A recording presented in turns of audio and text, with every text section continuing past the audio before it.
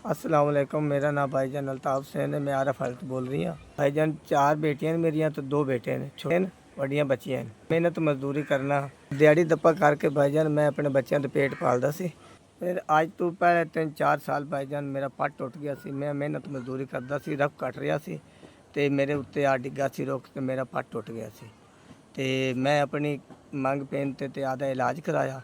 उस तो बाद फिर मैं जो कुछ मेरे को दिहाड़ी दप्पा होया करदा वत्ता हूँ मैं आरफ वाले मजदूरी करदा सूँ ते सौदा लवन गया तो मोटरसाइकिल का एक्सीडेंट हो गया तो मेरी लत्त टुट गई। वो ही लत्त टुट गई है। अगे मेहनत मजदूरी नहीं कर सकता सू तो मेरी हुण पहले पट टुट गया सी, उस लत्त दे फिर थल्लों पीली टुट गई है। तो 4 बच्चियां ने भाईजान जवान मेरियां तो मैं उन्होंने मेहनत मजदूरी तो नहीं भेज सकना।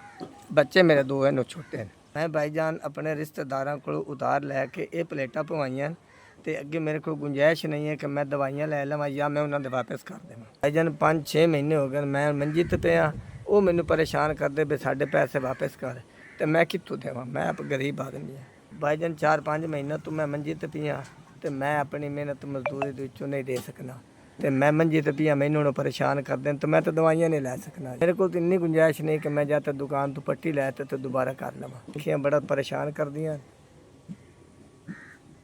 जख्म जिहड़ा ने ये मैनू बड़ी तकलीफ देंदा है।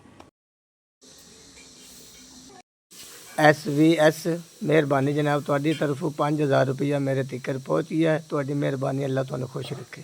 पाक इस कंपनी नू भी चलावे तो तुहाडी मेहरबानी है, शुक्रिया। अल्लाह तुहानू खुश रखे। अल्लाह पाक तुहानू इस तो भी ज़्यादा देवे, जितना दिया है इस तो भी अल्लाह ताला तुहानू वध देवे जी, तुहाडी मेहरबानी है। अल्लाह ताला तुहानू इस तो भी ज़्यादा दे देवे। मेरे तिकर 5000 रुपया पहुँचाया है। SVS तुहाडी मेहरबानी, अल्लाह तुहाडा इदारा चलदा रहे।